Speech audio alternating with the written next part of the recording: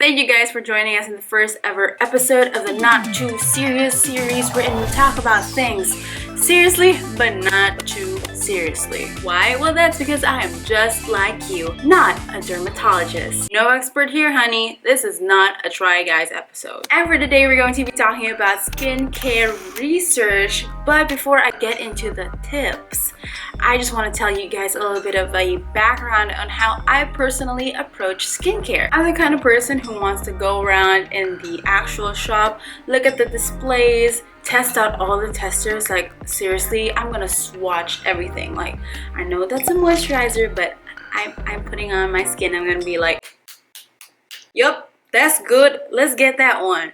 But sometimes, of course, I gotta nail that purchase, and when I do, I have some tips that I go to make sure that I'm making an informed and educated guess when it comes to my money spending. So tip number one of the easiest ways you can be successful in doing something is to just copy somebody else. I mean, you do this with everything. I do it with everything. If I want to look good, I'm gonna copy somebody else who I like the style of, and that's just a natural way of learning things. And likewise, I like to apply it with my skincare routine. So basically, try to look for someone with the same skin as you, aside from just being, you know, oily, acne prone, la la la. Do they have small bumps like you? Do they have small acne like you?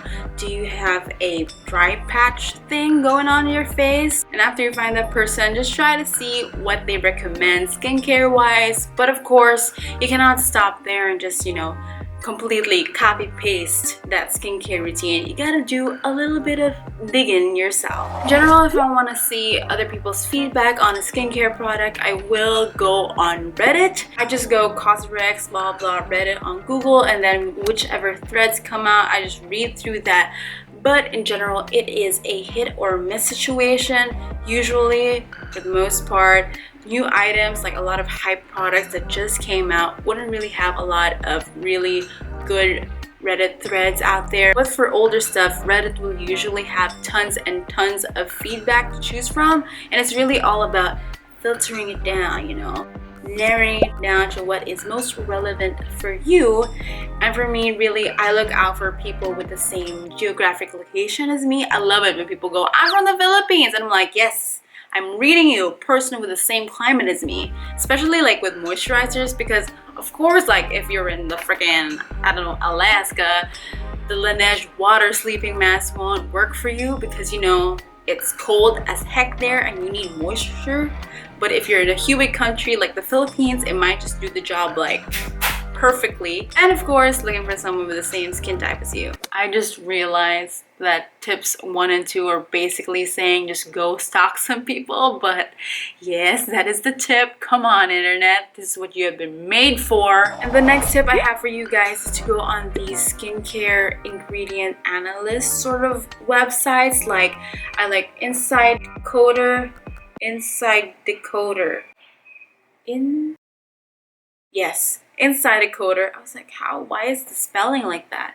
But you know, it's just a choice of the brand. And Cost DNA. So Inside Decoder has a lot of information that sort of explains the ingredients, aside from just saying if it's a good one, if it's a bad one, and stuff like that. So like, for example, this very helpful explanation of water says that good old water, aka H2O, is the most common skin ingredient of all. What I like about this site is that it makes things very clear, very simple. It tells you which ingredients do what. So if you are looking for an anti-acne cleanser, for example, you can really see which ingredients actually are anti-acne. Then on Cost DNA, I just look at this really simple table that they have about the skincare. So once again, ingredients are there. Can I read it? And then I skip on to acne and irritant. TBH, I don't really focus on this that much. As long as there are more zeros on the acne and irritant part than the numbered ones, that it's fine. And the safety column basically just tells you how safe the skincare item is to use on your face long-term wise. We're not here just for a good time, we're here for a long time, honey. So those are really my intense skincare research tips, but the following are those that, you know, I use more often now. But yeah, if you're out in the mall, you're looking at some shops, you're in Korea and you want to buy a skincare product without exactly, you know, having to whip out your phone using the data. I'm very data sensitive, by the way. Tip number 4, know what ingredients work for you. As a person who has tried skincare already, do you like aloe, or are you one of those people who have a negative reaction to it? In my case, I'm the kind of person who, if ever I see centella, salicylic acid, aloe vera, snail, something in that skincare bottle, I will be more inclined to buy it because I know my skin loves it. But the thing about ingredients is that just because salicylic acid worked for you in this CosRx product, it doesn't mean that it's gonna work for you for another brand, because I don't know, science, I think, like formulations. Which brings me to my last tip, and that is stay loyal. Find the brands that you love and just keep going for them. Be their fangirl, stand them. Don't really staying with the same brands will be really good for you because, you know, it's coming from the same brand. It just makes sense. Their products, you know that they already work for you, and yeah, it's just a safer bet. But on the flip side, not every product in the same brand is gonna work for you. Also my disappointing products video.